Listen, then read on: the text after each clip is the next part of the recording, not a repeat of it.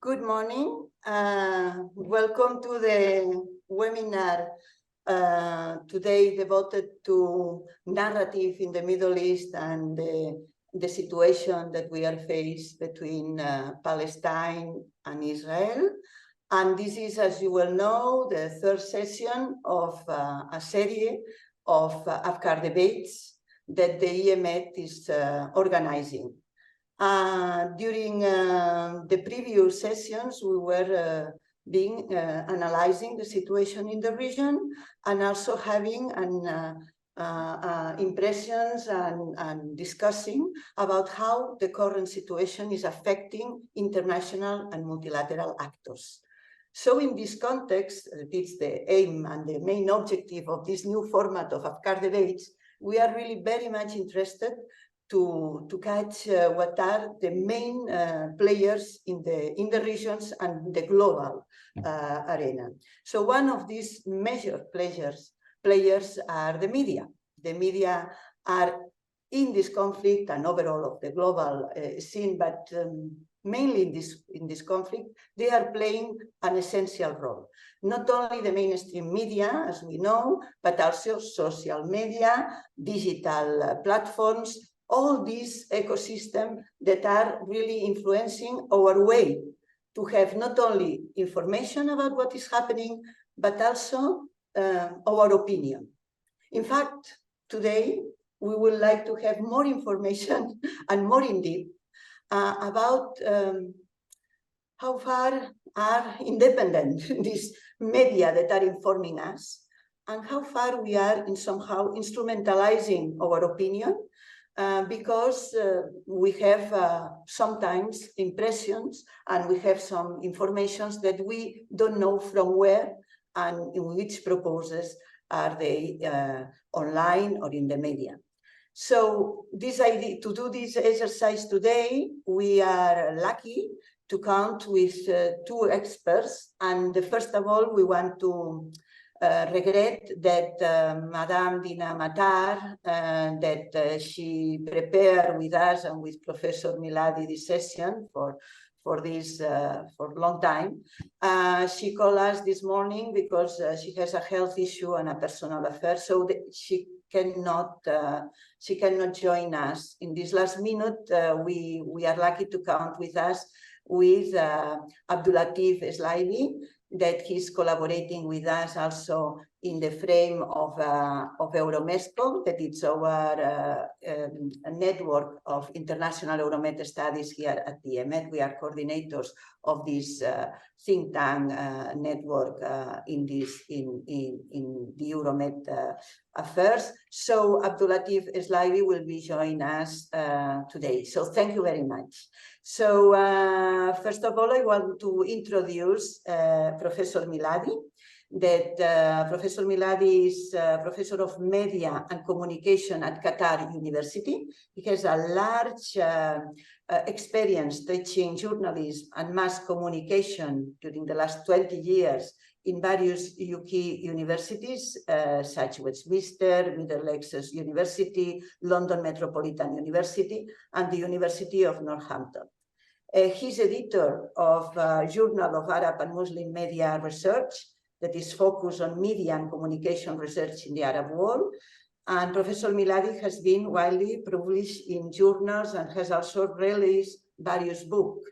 And the last one, very much related to what we will discuss today. Among all this production, we want to stress the global media coverage of the Palestinian-Israeli conflict that just published this year. So I'm sure that with all this long experience on not only about this conflict and the Middle East, but he has also specialized in social media and social change, media and democracy issues, youth, and very, very interesting work and also about youth in the Gulf countries that he has just published and studied, and also about media ethics.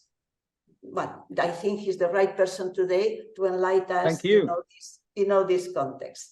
Also, Abdullatif Sleibi, as I told you, he's collaborating with us. Also, we are glad also to join young voices in our analysis that provide us also that in media it's really interesting because it's the main trend for youth to all this perspective.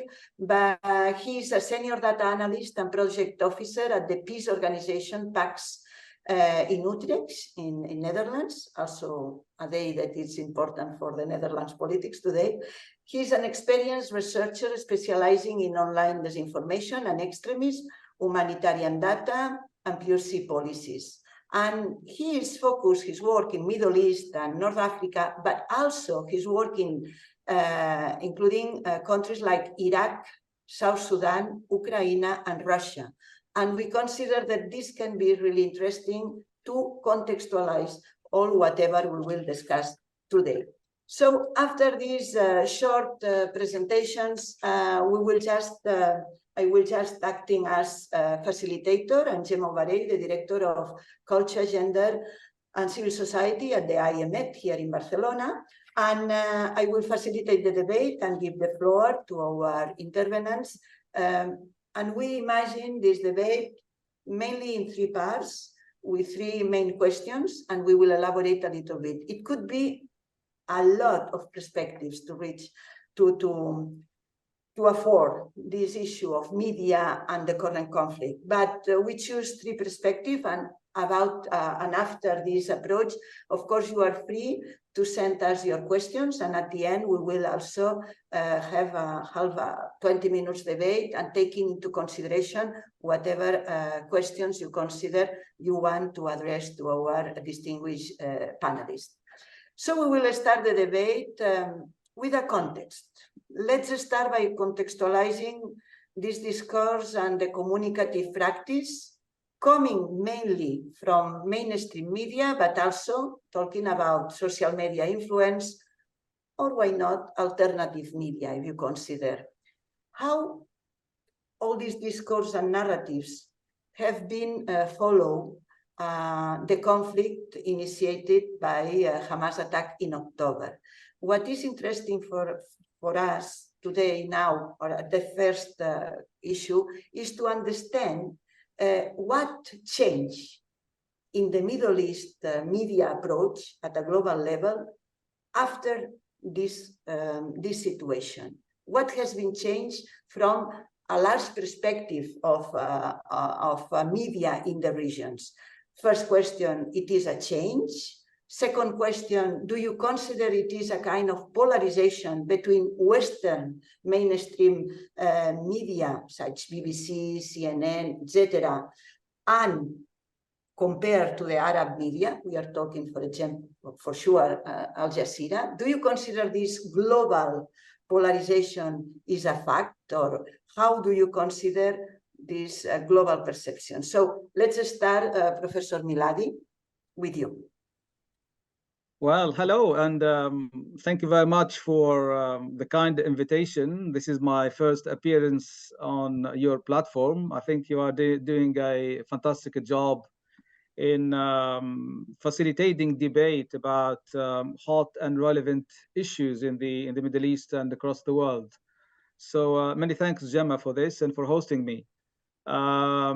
Certainly, when we speak about this current events in Palestine, it's not new, I think, to say that there has been very obvious discrepancies in how the local media, regional media, and also global media have been covering the events since the 7th of October.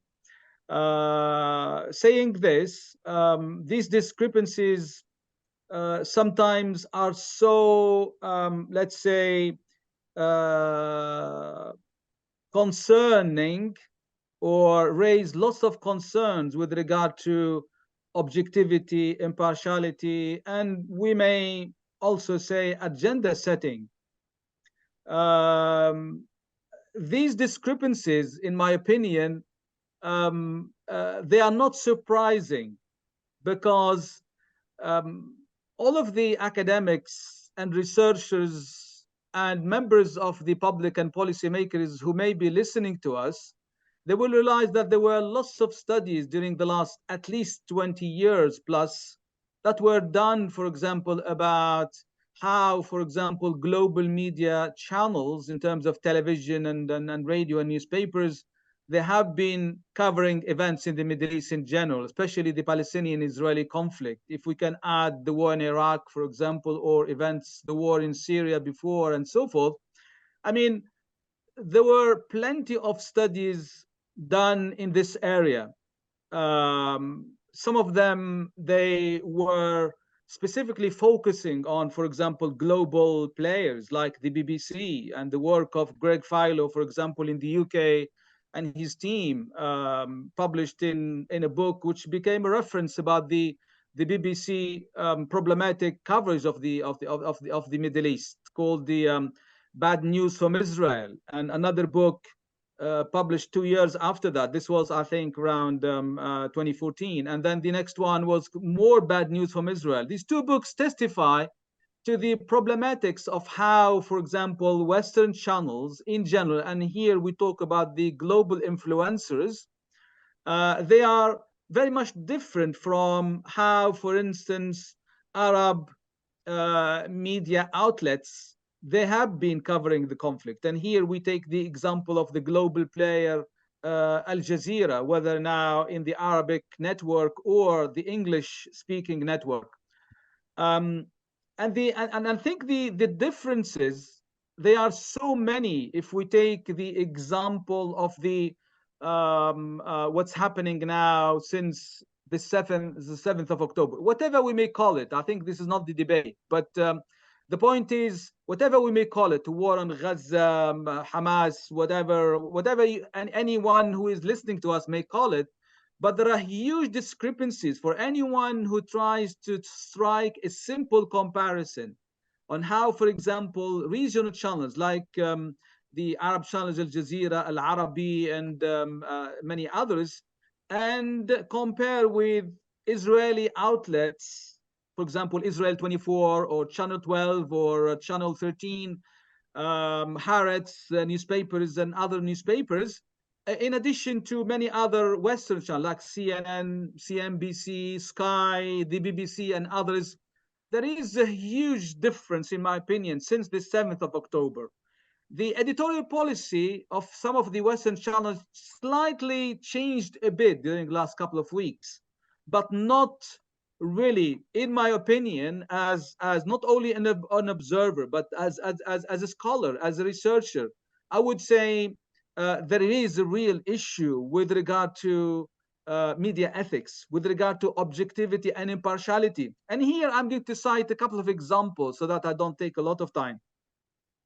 With regard to the first, for example, problematic issue is the issue of the history of the conflict itself, meaning the context, and how, to a large extent, in many Western channels, and there are loads of examples, and I think social media have done a great work in terms of this, by unveiling this problematics, in my opinion, across the world, whether we talk about TikTok, Twitter, Facebook, and so forth, by unveiling this problematics, which is most of the Western channels, they don't talk about what led to the 7th of October attacks. What were the problems? What was the history of the occupation since, let's say, not only 67, but even during the last 16 years since the blockade of Gaza?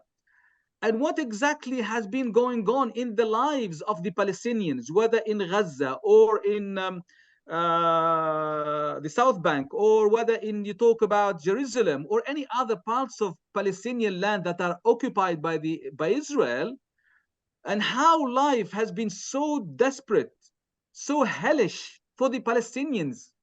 The basic movement and freedom of Palestinians have been hellish, and I'm not exaggerating. Human Rights Watch talk about this, Amnesty International talks about this, UN reports talk about this, and it's not me. The information is so in plenty there that what led to 7th of October was enough is enough for Palestinians. It's like a boiling point which came to a burst. So simple other data regarding the imprisonments, regarding deaths, regarding injuries for Palestinians. The UN official statistics, they show so worrying kind of statistics about even the last few days, by the way, how many people were arrested actually in Jenin, in Ariha, in other places which have nothing to do with Gaza, in Jerusalem. Anyone who dares say something on social media from the Palestinians, they get arrested, and nobody knows where they went. The number of young youth and children who are in Israeli prisons is so worrying in terms of how many they are. They are in hundreds. The number of women and so forth. So this is the first issue. The second issue is the problem of the sources and the extent to which most of the Western channels, and this is very clear observation for anyone who just watched the news now or tomorrow or yesterday, you see how much they rely on Israeli sources and they marginalize Palestinian sources. So the Israeli source is, in actual fact, for most of the Western channels, and here specifically I talk about the BBC, the CNN, Sky News, CNBC, and few others in Europe and US. All right. I have to say I have not been following Spanish, for example, speaking channels which are so influential in the world, because I can't speak Spanish, unfortunately. But I'm here talking about these examples that I mentioned were the first reference, and the narrative will be the Israeli narrative. So they built everything about the Israeli narrative. For example, the killing of the 40 babies, which proved to be a fake news and a fallacy. And it's a big joke. It's become like a big joke on social media, and how it's big lie. And there are many other stories, like, for example, the Shifa hospital, and the issue of the tunnels under the Shifa hospital. Ehud Barak came on one of the channels a couple of days ago, and he actually kind of blew a bombshell where he said, actually, there was a tunnel, it was a bunker built 4 decades ago by Israel when it used to be colonizing Gaza. So it's amazing how the Western media, they built their narrative on a myth produced by the Israeli government, by Netanyahu and his likes, who, in my opinion, they are now coming to become war criminals. And I think there are lots of cases around these, and I'm not going to get into that area more. But I think it's what's happening is so amazing. There are lots of other areas which we can talk about, but I can see Gemma, she wants to move on probably to another thing. Yes, to another thing. Yes, because it's clear from your approach, Professor Miladi, that according to your understanding, this conflict increased the discrepancies between Western, let's say, global influencers and what can be the Arab global influencers, no? And also, absolutely, this point is that now we have, according to what a kind of polarized vision. We were talking mainly with mainstream media, but perhaps now, Abdullatif, you can explore a little bit more the role of social media in this approach. Also because although we were saying this polarization, also in Europe there is a kind of diversity in the media approaches. And finally, perhaps you can give us an in-depth about the difference between what is happening now in this context in terms of media and what is happening in terms of media also with the recent conflict in Ukraine. Yes, thank you very much. And thank you for hosting today. It's quite exciting to discuss this very relevant topic. And I think largely many of the things said by Dr. Miladi apply strongly to the social media aspect. What's particularly interesting here is that social media is not only moving discussions and providing more nuance to a lot of the things we see online through the mainstream, you see a lot of the mainstream relying on social media, not just from the side of Israel, but also from the side of Palestine, to quickly report on news and provide information rapidly, since the quicker something comes out, the more relevant it is, even when untrue. Dangerously so, social media has become a very easy mode of chronicling the conflict, communicating, presenting images, video, sound, text. And the problem here is that it's not always correct, not always accurate, and very often emotional and personalized. When mainstream media kind of latches onto this, it creates a dangerous loop of a discussion that starts on false grounds and proceeds endlessly in that direction. We've seen this, for example, with the example mentioned by Dr. Miladi, the decapitated babies, which made a massive run on social media. Looking at Twitter, or formerly X, it even reached the highest levels of government, from the EU to the US, and we saw politicians reporting on this and sharing this through their platforms, despite lack of verification. And interestingly enough, you mentioned Ukraine and Russia, and there's a clear link here with the realization that Ukraine, or the conflict in Ukraine, has proven that social media in conflict has a new role that we hadn't predicted or seen before. It is able to provide us with insights into what's happening on the ground, but also to determine how we interpret what's happening on the ground. And largely because of that, because our social media, even though we like to say that we are interconnected globally, we have access to all different opinions, we still find ourselves in these isolated bubbles or echo chambers. From the European media space to the Arab media space to the Russian-Ukrainian media space, we are still closed off. And as a result of that, rumors that start in one bubble stay in that bubble and often kind of dominate in terms of the discussion and what is believed as true or correct. And it's an ongoing issue, but I'll maybe give back so I don't go too deep into this. Thank you.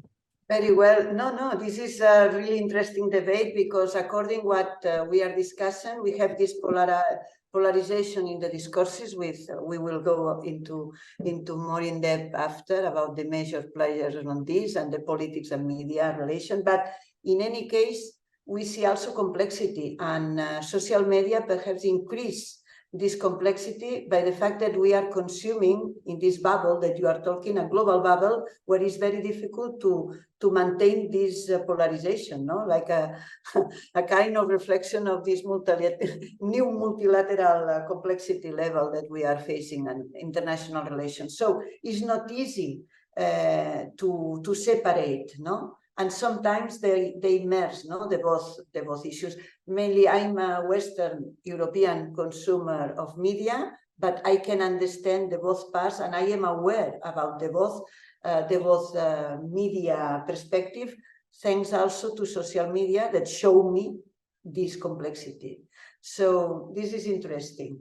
Let's move to the second aspect, very much related to this, and this is the effects of this narrative polarization, if we agree that it exists, on public opinion, but also on international diplomacy. So let's start.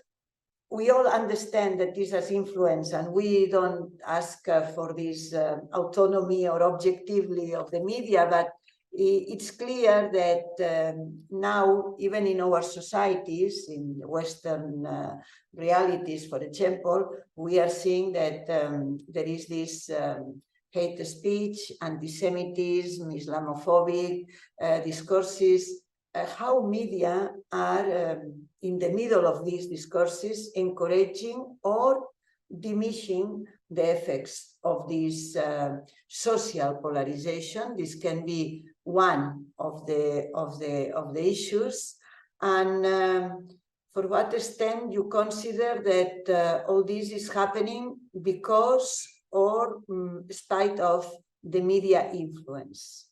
Not easy question, but very much related. Our opinions, our ideas are facing, before the conflict, already this extremism and polarization.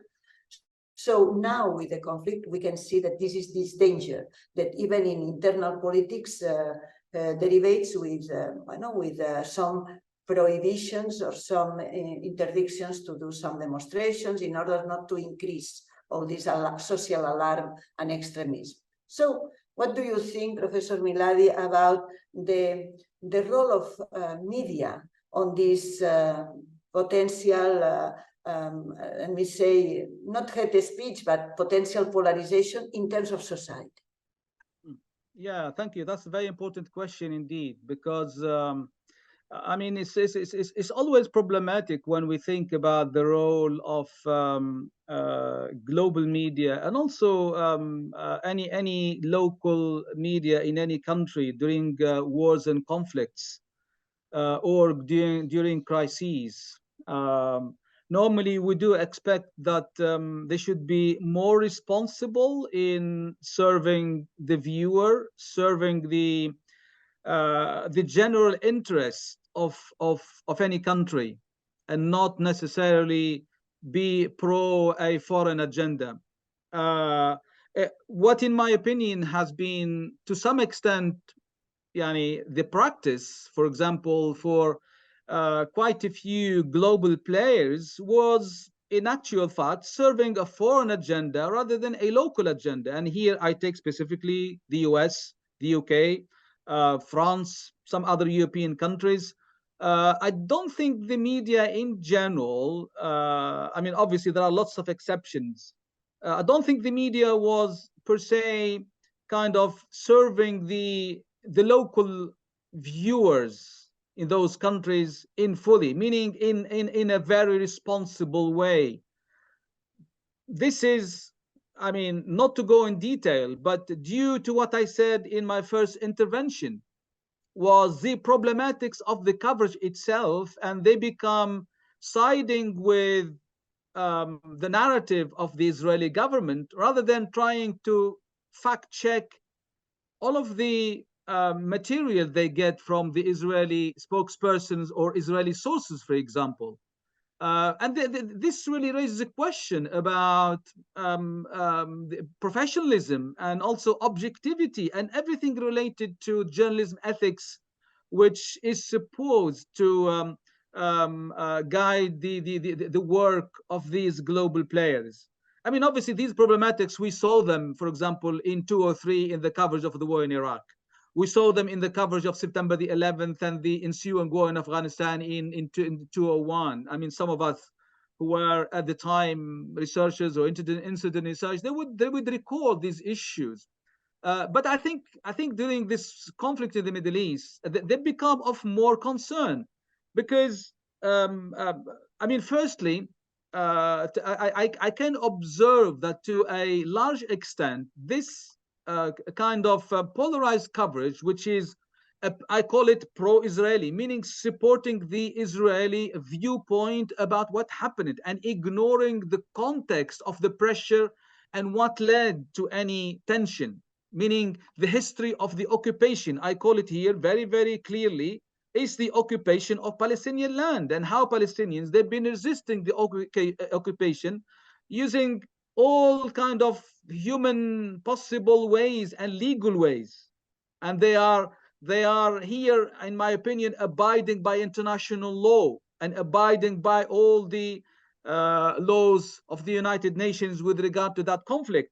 So here, I think some of the global players, global media players, they kind of gave an excuse to policymakers to some extent, and this is, I'm talking about the repercussion of the way they've been reporting the conflicts. They gave an excuse to policymakers like Biden, like others, to actually go ahead with supporting Israel to the full, with repeating the same thing, that Israel has the right to defend itself and ignoring any rights of the Palestinians. So this is the part of the problematic. Whereas if the media, for example, was more critical to policymakers, I think policymakers, they would have called for a ceasefire long ago. Long ago, they would have called for a ceasefire, and we wouldn't have gone up to the bloodshed that is happening now, where almost 14,000 civilians have been killed. 65% at least they are women and children. Okay. And it's so becoming unbelievable what is happening in front of our eyes. The second point is, as a repercussion is of this polarization, is the issue of the hate speech that is increasing, which leads to anti-Semitism, but also it leads to Islamophobia.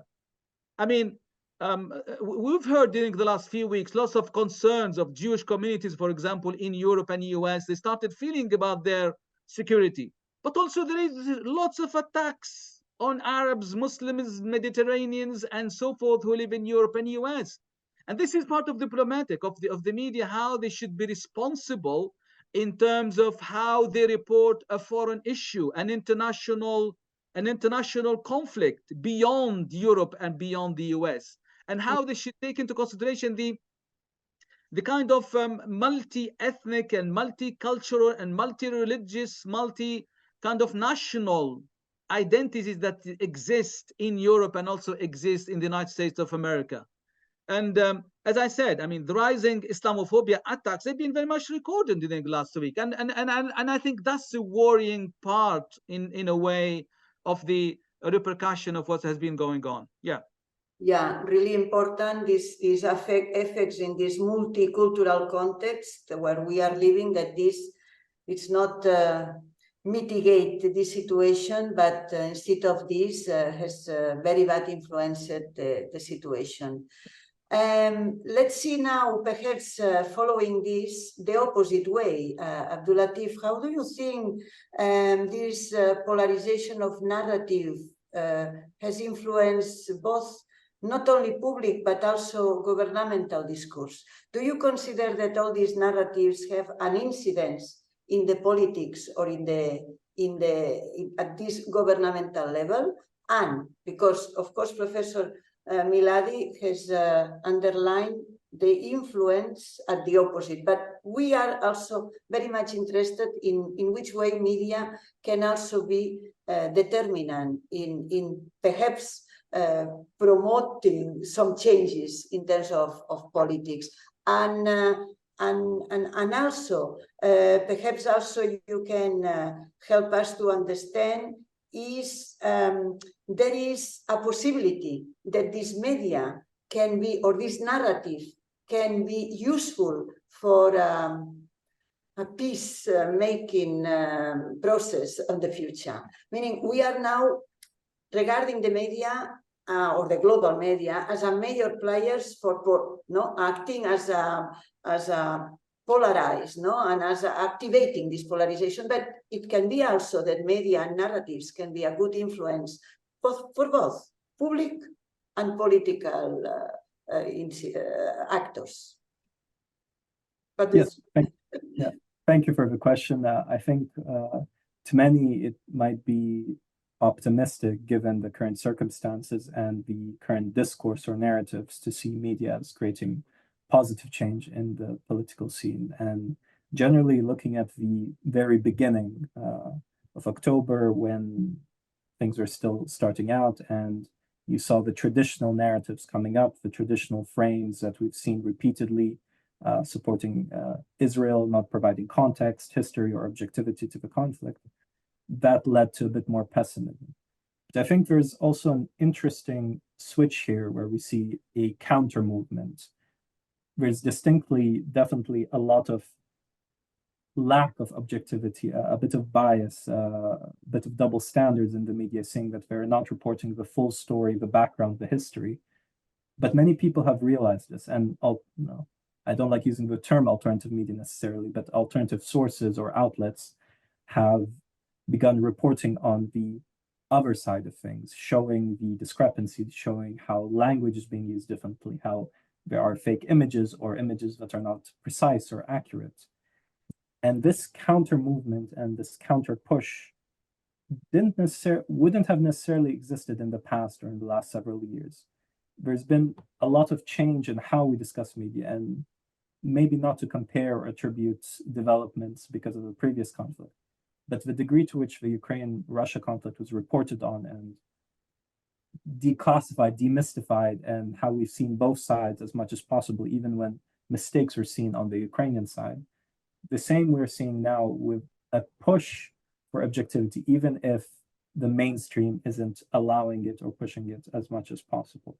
As a result, politicians, in a way, when kind of encountering the fact that they have either published fake news or disseminating information that's not accurate, they are confronted with this, especially by key players in the world. On the EU level, we see that there is not, on the governmental level, it's not homogenous. There are loud voices supporting Palestine, and there are loud voices also supporting Israel. However, that clash and the fact that there is a other voice is essential. Now, saying that media can lead to a change for the better is always difficult, but the fact that there is some attempts, that there is some changes in the narrative to provide this history and context that we've been discussing, that is a positive development. In terms of it being useful for peace, I think this is kind of the question on everyone's mind. What comes next? What is peace in this very difficult and complex conflict?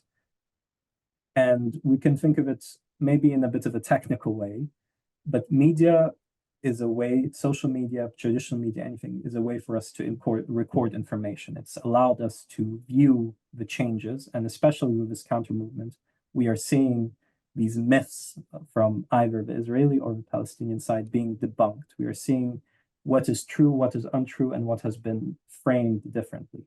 And I think that is essential, because if we are to think about peace, we need to understand what happened and what is the false and what is the not so false in a way. But yes, it's a complex topic. Thank you. Well, it's not an easy question, but it's very much related to what is the third idea, no? And Professor Miladi was talking a lot about ethics and about the role of the journalist. So we are talking about media as a global, but at the end of the day, there are persons working and there are journalists also engaged and professionals. And for sure, the major part of these journalists have an involvement of the matter, and sometimes it's not easy to work on this global media ecosystem. So, and also because they can have also something to say in order to change in this contra-narrative in a positive or in a more accurate way. So let's talk a little bit about this responsibility, not about media, talking about journalism, no? And how to face this misinformation or non-information or lack of neutrality or objectivity, mainly, no? In our approaches to this. So the question is not about if this misinformation campaigns is affecting public opinion, that of course they are affecting a lot, but how do you consider journalists can face this ethical dilemma to work in a place or in a situation of conflict, and now it can be working from Gaza and provide really objectivity and to work on this situation, and even working from Israel, from the region. How do you consider is now the difficulties or challenge that they are facing, and if you can explain to us this situation now and the role that this journalism, ethical, committed, can or ethical and professional committed can play, if they can, a role in this situation. And also, in addition, and this is also for Abdullatif that we were talking before, how we can face this misinformation with these verification instruments, independent verification instruments, not only government-backed initiatives that are for this verification. In fact, I would like to know your opinion about the role, the difficult role of to do journalism nowadays from the region and also in the global scenario. And if these professionals can also have these instruments to verify whatever is true or whatever is not so clear. So, Professor Miladi. Yes, I mean it's certainly very challenging for any international journalist to stand kind of tall in terms of covering events, especially very critical, like what's happening now, the war in Gaza. And we do really salute all the courageous work of many international journalists, whether they are in Jerusalem, in Tel Aviv, in Gaza, in all parts of Palestine, but also in other areas. I mean, we do really salute and commend their bravery, and many of them are putting their lives on the line. And the killing of 2 journalists a couple of days ago, or 3 journalists, and the killing of scores of others in Gaza is a testimony that this job is actually a very dangerous job. That's the proof. As of yesterday, I think there were almost about 55 journalists in Gaza killed during the last month only, or month and a half. That is a huge, since I mean the official reports between 2000 and 2022, there were only 55 journalists killed, right, targeted by the Israeli army or the occupation or what have you. Whereas during this conflict, we've seen the killing of more journalists than 20 years together in that area. These are the official statistics, not mine. Anyway, the point there is, I think journalists, whether they work for what we call traditional media, radio, television, satellite TV, or they are other reporters for online journalism, I think they, in my opinion, they need to do the basics of fact checking. It's very challenging. It is not easy, but this is the job of a journalist, and especially any material that goes back to the editorial board in their channel or in their newspaper or whatever. And that goes with also the diversification of these sources of information. And this is part of the basic impartiality, to be honest. I mean, impartiality tells that you stand in the middle and that you listen to both extremes and listen to other voices in the middle, marginalized voices. What we've seen, as I mentioned earlier, among many global challenges, unfortunately, here specifically Western channels, is that the Israeli narrative and Israeli voice is the trusted voice. Palestinian voice always comes way after. And if it is mentioned, it will be mentioned in the end. But the main source of information and the story and how the narrative is constructed is based on what Israeli spokesman says, or what the Israeli cabinet have actually said during that day, or as reported or commented on any event. And this is really worrying with regard to journalism objectivity. So I don't think it's very hard for journalists to do a basic kind of effort to be more critical about what they hear from Israeli sources, for example. I mean, I know that there are lots of journalists who are doing a great job. I mean, from the BBC, CNN, for example, we've seen some reports, but they are very limited, to be honest, as compared to the avalanche of information that has been pumped during the 7th of October in support of the Israeli narrative. Okay, so I think that's the bottom line, in my opinion, and we don't expect, in my view, less than that for a journalist who decided to take this dangerous job of telling the world, to become the ears and the eyes of the world of about what is happening in Gaza or any other parts of Palestine and Israel. And I think that's what we basically expect. Perfect, thank you. Yes, but it seems that there is some difficulty sometimes to work on this approach. Absolutely. So, Especially when you have embedded journalists with the Israeli army, it becomes very challenging. That's very understandable, yes.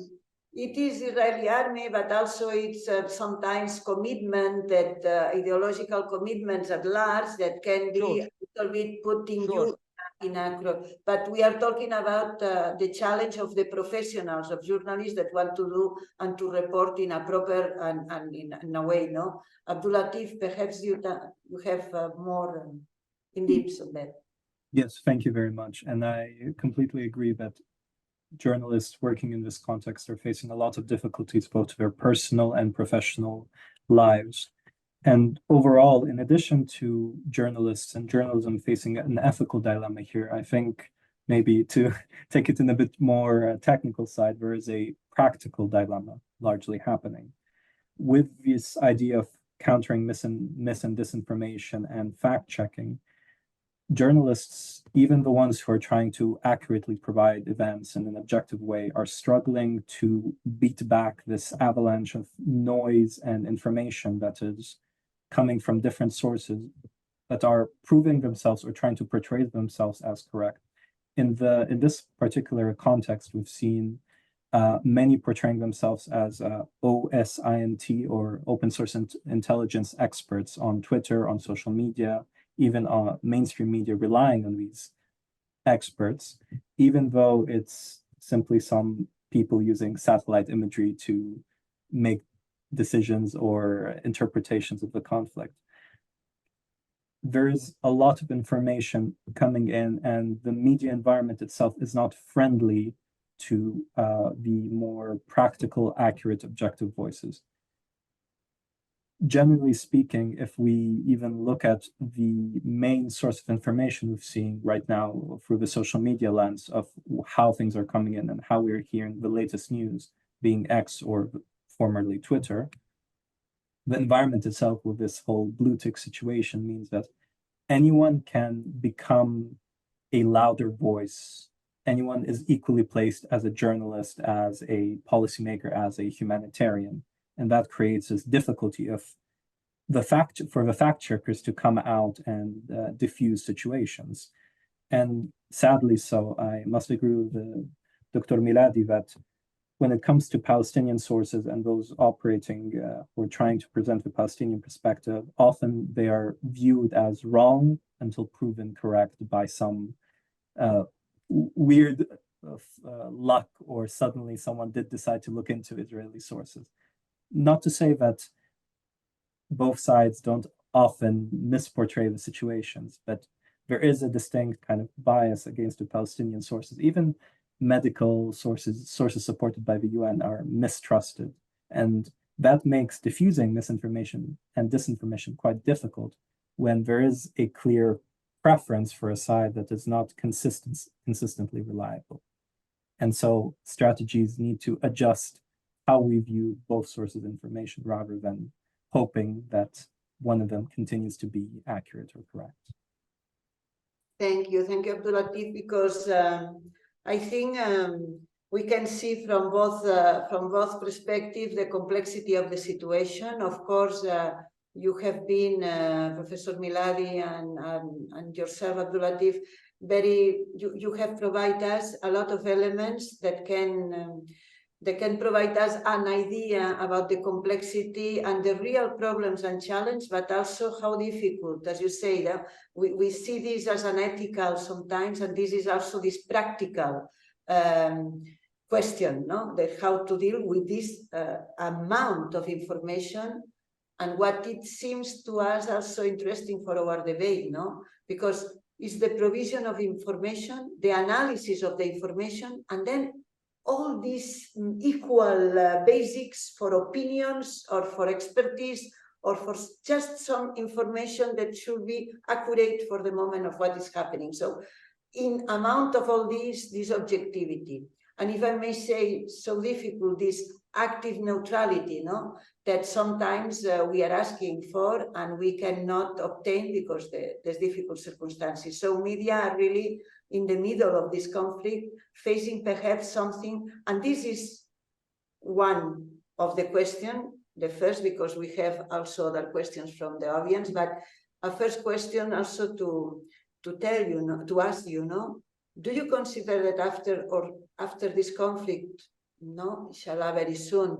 But after this conflict, it could be a change in the way that we are managing information at a global level.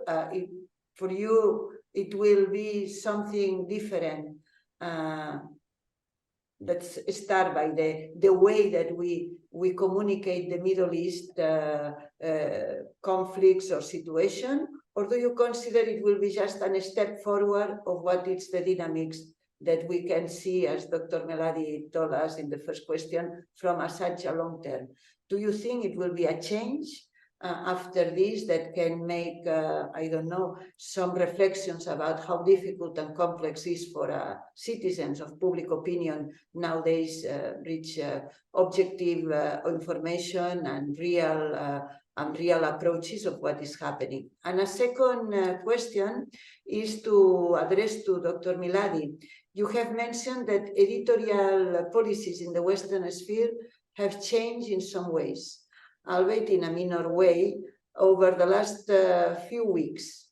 Can you please elaborate more on this point? If in what ways what particular aspects this has been? So let's start with Professor Miladi and then Abdullatif for these two questions, a very large one and a very concrete one. Yes, thank you. Thank you for the question from participants. I mean, I slightly elaborated probably during my first and second intervention with regard to the problematics of the way few global media outlets have been covering this conflicts. And if I say changes in editorial policies, I don't think here I'm talking about abruption. I'm talking about a kind of a move forward faster in terms of supporting one narrative against the other. Meaning here, when I go back, for example, the last few years, many of the Western global channels, including many reputable newspapers, they were some of the times critical about the Israeli policies, whether in Jerusalem, for example, or in Daffa or any other parts of Palestine. What we've seen since the 7th of October, in my opinion, at least until last week or something like this, when we started to see a bit of a change, is a full support of an Israeli narrative and ignoring all the struggle that Palestinians have been going through for the last month and a half. And that's through lots of things. I mean, I was expecting, for example, some of the reputable global channels, they will say something about narrating the Palestinian viewpoint with regard to the struggle they've been going through, especially if we take only the last 16 years of the blockade of Gaza.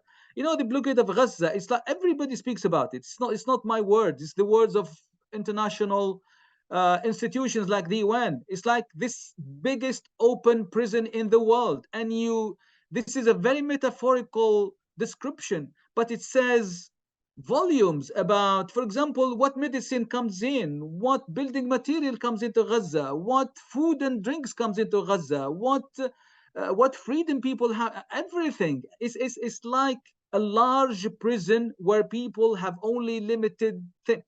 And then in addition to that, when we also talk about other problematics area where the Western media wasn't critical about, for example, the discourse of the Israeli government, commenting on Palestinians like animals, cockroaches that can be crushed. They are not humans like us. They are different from us. We are civilized. We are the good people, and they are the badi. They are the ignorant. They are the savage. They are the ones who don't deserve to live. This is so dangerous language. Come on. I thought we left this since Edward Said published his Orientalism in the 80s. I thought Orientalism put an end to this kind of a discourse where the Western world has woken up to a legacy of problematic language in its heritage.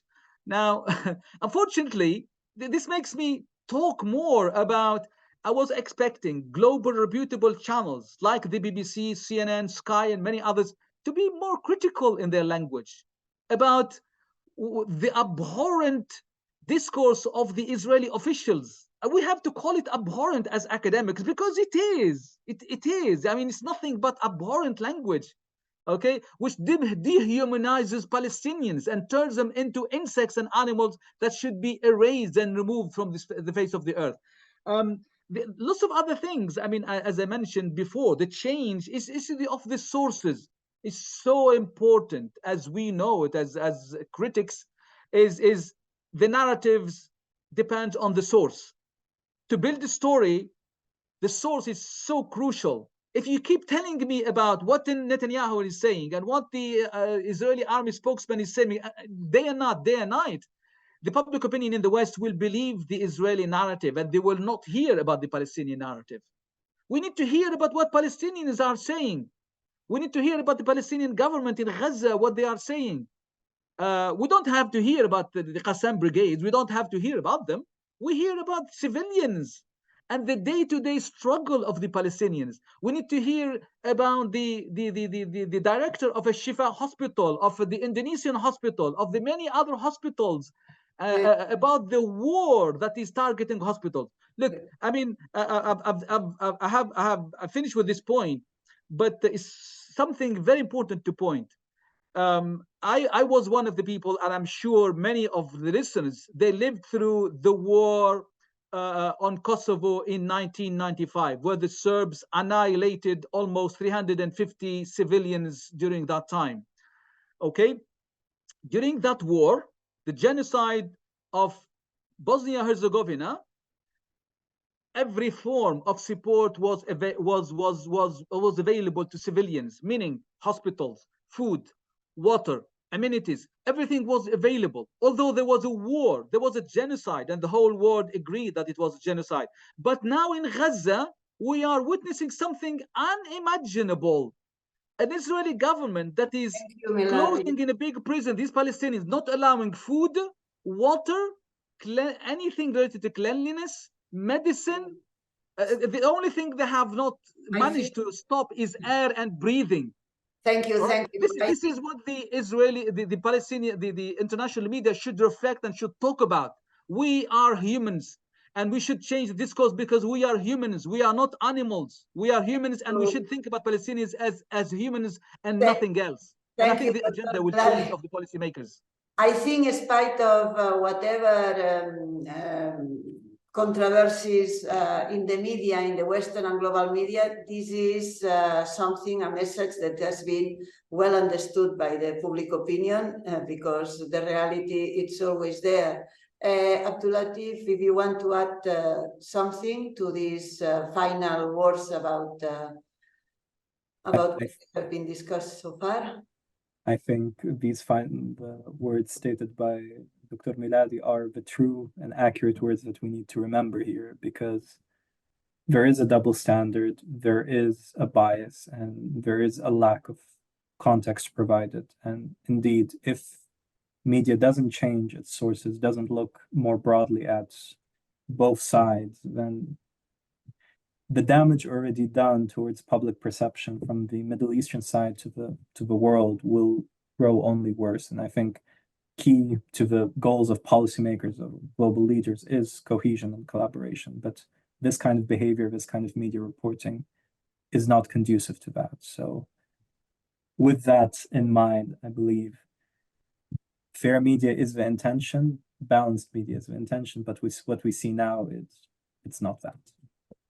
Thank you. Well, thank you very much for all of you for this sincere and this difficult dialogue today, because we are talking about something that by itself is really a question that provokes all of us a lot of feelings, a lot of sentiment, and is not an easy question to resolve in 60 minutes, no? But what it seems it's very clear is the major role of media. This, as you have been talked all around this over, these global influencers that are there leading public opinions and leading public politics also nowadays in Western and regional perspective. We are alerting about how this conflict is increasing discrepancies, and both of you are insisting in the fact that media needs also to go to the context and contextualize. It's not only an information, but we need to contextualize. We were also seeing this a dialogue between foreign agendas and media and global media responsibilities on that, and how this is influencing each other and how sometimes it's difficult to manage. We also see this bubble that is global, that is social media, that cannot afford, we cannot more afford this as islands. We have this really complex situation, and the dangerous place of journalists, to be journalists nowadays, and the important to diversify the source of information, but also, what is really important, the ethical and practical dilemmas these professionals are dealing with.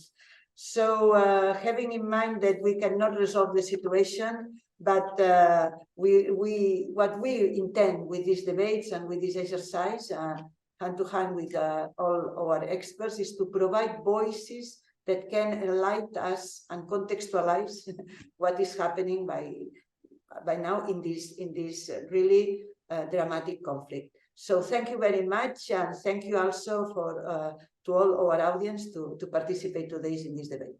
Thank you. Thank you for the invite. Yes, and Thank you very much. the best. Bye bye. Bye bye.